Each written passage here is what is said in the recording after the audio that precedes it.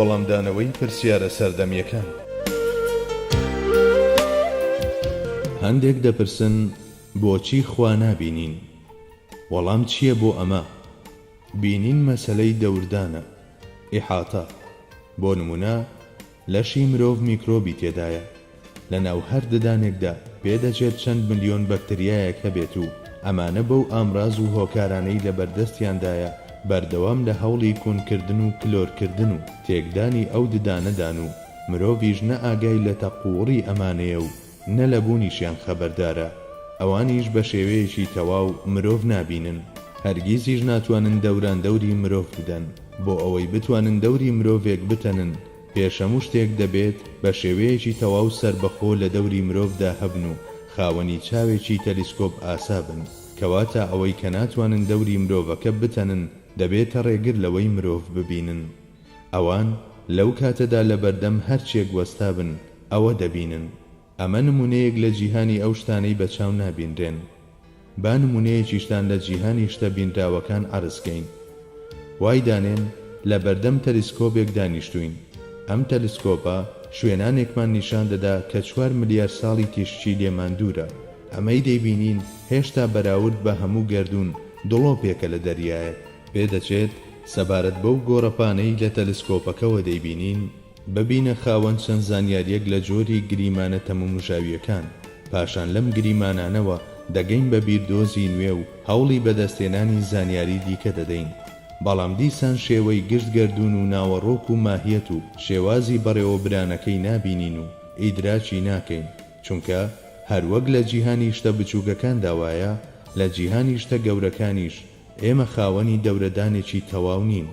هەروەک دەبینن سەرەڕای وردبین و تیشکی سینی کە لە بەردەستماندان ئێمە کێشەی دەورەدانی جیهانی بچووکمان هەیە، لە جیهانی شتە گەورەکانیشدا بە هەمان شێوە. ئێستا با بیرێک لە خوای گەورە بکەینەوە. پێغەمبەرمان صلی الله علیه وسلم دەفەرموێت هەموو گەردون، واتە ئەو گەردونەی کە پان و بەرینیەکەی تریلیۆنێک ساڵی تیشچیە، بەراورد بە کورسی خوای گەورە وەک ئەڵقەیەکە فڕێدرا بێتە بیابانێکەوە. کورسیش بەراورد بە عەرشی خوای گەورە وەک ئەڵقەیەکە فڕێدرا بێتە بیابانێکەوە. ئەمە چ گەورەی و فراوانیەکە لە چوارچێوەی بەراوردکردنی ڕێژەیی، چۆنیەتی و چەندیەتی عەرش و کورسی دەردەکەوێت. خوای گەورە فەرمان و ئیرادەی خۆی لەم عەرش و کورسیەوە پیادە دەکات و حکمی خۆی لەوێوە ڕادەپەڕێنێت. ئێستا ئێوەیەک کە بە گوێرەی گەردون شتێکی بچووکی بەچاو نەبینراون، هەروەک چۆن بانگەشەی تێگەیشتنتان لە هەموو گەردون و شوێنەکان شتێکی هەوانتە و بێجێیە، ئاوەهاش هەوڵی تێگەیشتن لە عەرشی خوای گەورە کە هەموو گەردون بەراورد بە ئەو شتێکی بەچاو نەبینرا و گەردیلەیە ناڕەوا و بێبنەمایە. عەرش وەک گوتمان تەنها شوێنی جێبەجێکردن و ڕاپەڕاندنی فەرمانەکانی خوای گەورەیە. کەوا بوو خوا خۆی چۆن دەوری دەتەنرێ. لەبەر ئەمەیە کە قورئانی پیرۆز دەفەرموێت دەستگای بینایی ئادەمیزاد ناتوانێت دەوری ئەو زاتە بدات، زانیاری ئەو خوایە دەوری هەموو دەستگاکانی بینایی مرۆڤ دەدات. بەڵێ بۆ بینین پێویستمان بەوەیە دەوران دەوری شتەکە بدەین. ئەو ئیدراکی هەموو بینین و بینەرەکان دەفەرمێت و دەوریان دەدات، بەڵام چاوەکان پێی بە ئەو نابن. بۆ ئەوەی لایەنەکانی ئەم بابەتە ڕوون و ئاشکرا بن پێویستە ئەمە بەم جۆرە بزانرێت. لەلایەکی دیکەوە نور پەردە و ڕووپۆشی خوای گەورەیە. خۆ ئێمە ناتوانین دەوری نوریش بتەنین کە پێغەمبەری مەزن درودی خوای لێبێ لە میعراج دەگەڕێتەوە. هاوڵان لی دەپرسن خوات بینی؟ ئەو وەکو ئەبوو زەر بۆمان دەجێڕێتەوە، لە وەڵامدا دەفەرموێت خوا نورە، چۆن دەتوانم بیبینم؟ لە شوێنێکی دیکەدا دەفەرموێت نورێکم بینی. لە کاتێکدا نور خۆی بەدی هێنراوە. ئەوە خوای گەورەیە کە ڕووناکەرەوەی نور و شێوەساز و وێنەچێشی نورە. کەواتە وەک گوتمان نور خوا نییە، بەڵکو بەدیهێنراوێکی خوایە. لە شوێنێکی دیکەدا پێغەمبەری سەردارمان صلی الله علیه وسلم دەفەرموێت پەردە و ڕووپۆشی خوا نورە، واتە لە نێوان ئێوە و ئەودا نور هەیە. ئێوە هەر چوارلاتان بە نور تەنراوە.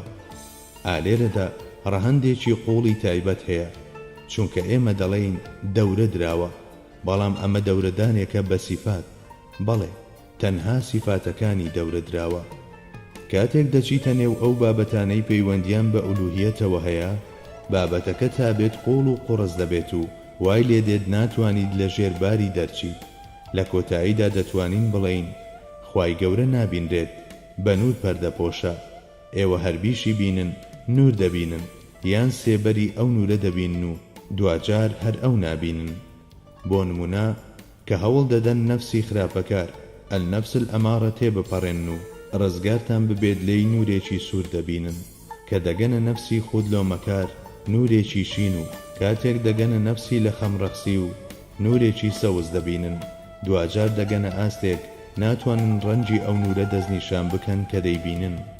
هەرچەندە ئەمانە مشاهدەی پیاوانی تایبەتی خوان و تەنها بە ئەزمونە ویجدانیەکان پەرەی پێدەدرێت و پێش دەکەوێت. باسی ئەم ڕەنگانەم کرد بۆ ئەوەی بۆچوونێکتان لەسەر بابەتەکە عەرز بکەم. بەرمەبنای ئەمە هەرچیەک مرۆڤ بیبینێت جگە لە سێبەری نوری خوای گەورە هیچی دیکە نییە، کەواتە هەرگیز مرۆڤ ناتوانێت ئەو ببینێت. ئێستا با لەلایەنی سێهەمەوە بابەتەکە ڕوون بکەینەوە. ئیبراهیم حەقی دەڵێت پەروەردگارم نەهاوتاو نەدژی هەیە، پاک و بێگەردە لە وێنە و هاوشێوە، پیرۆزی و گەورەیی بۆ خوا. پێشەموو شتێک خوای گەورە دژ و پێچەوانەی نییە. ئەمە بابەتێکی زۆر گرنگە. هەموو شتێک بەهۆی دژەکەیەوە دەبینرێت. بۆ نمونە تۆ ڕووناچی دەبینیت لەبەر ئەوەی دژی هەیە کە تاریکیە. هەمان شێوە دەتوانیت جیاوازی درێژی دوو شتمان پێ بڵێیت. بۆ نمونە بڵێ ئەمەیان 2 مەترە و ئەویان 3. ئەم شتانە لەبەر ئەوەی دژیان هەیە پلەبەندی و ڕیزبەندیان بە خۆیان دەکرێت. خوای گەورە نە دژ و نە لێکچووی نییە تا بین چەشنی بینینی نور لە تاریکیدا بیبینین. اینجا بابەتەکە لە ڕووی زانستی فیزیاوە هەڵبسەنجێنین. مرۆڤ چەندێکی ئەم گەردوونە دەبینێت کە لە پێش چاوی دادانداوە. دەتوانن لەم بارەیەوە ژمارەیەکم بدەنێ؟ بۆ نمونە با بڵین لەم پێشانگەی گەردوونەدا ملیار کەڕەد ملیار شت هەیە کە ببینرێت و پێمان گوتراوە فەرموو ببینن و پند وەرگرن و ستایشی بەدیهێنەرەکەی بکەن. ئێمە لەم پێشانگایەدا تەنها 5 لە ملیۆنی ئەو شتانە دەبینین کە پیشانمان دراوە و ئەوانی دیکە نابینین و نەیانزانین. بەڵێ ئێمەی مرۆڤ تەنها ڕێژەیەکی دیاریکراو لە شەپۆلەکانی ڕووناچی دەبینین. جا سەرنج بدەن ئەو مرۆڤەی کە دەڵێت من بۆ خوا نابینم، دەیەوێت خوداش بخاتە نێو ئەو چوارچێوە تەسکەی بینینەکانی خۆی کە تەنها لە ملیۆنێکدا 5 سەبارەت بەگەردوون. ئای ئەمە چ بیر و بۆچوونێکی نزم و زەبوونە. بەڵێ ئەو کەسانە دەتوانن ببینن کە 1000 مەینەت و ماندوێتیان بە دیار ئاەتە تەکوینیەکان بابەتەکانی کتێبی گەردوونەوە چێشاوە. بە دڵنیاییەوە حەزرەتی موسا سەلامی خوای لەسەر بێت و سەرداری پێغەمبەران حەزرەتی محەممەد درودی خوای لێبێ بە گوێرەی حاڵەتی تایبەتی خۆیان دەیبینن و خەڵکانی دیکەش بە پێی پلە و پایی خۆیان دەیبینن. ئەمە لە ڕاستیدا هاندانێکی گەورەیە بۆ بەدواداچوون و بیرکردنەوە. ئەوانەی دەیانەوێت لەو دنیا سوڵتان بن دەبێت لێرە لە هەوڵی نۆژەنکردنەوە و نوێکردنەوەی دڵ و دەرونیاندا بن و ژیانێکی وەها بژین کە شایەنی کەسانی ڕۆح و فیکر بەرز بێت و هیممەتیان بەرز بێت و لە بری گۆزەیەک ئەو زەریایەک لەگەڵ خۆیاندا ببن.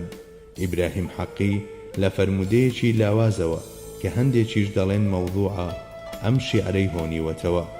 خواگوتی لە خۆیان نەگرتم نە ئاسمان و نەزەوی، گەنجینەیەک بوو ئەو لە مەعدەنی دڵدا.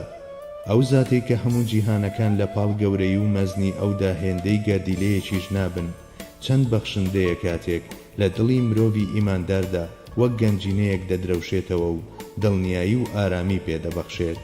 خوای گەورە خۆی زاناترە بە هەموو شتێک.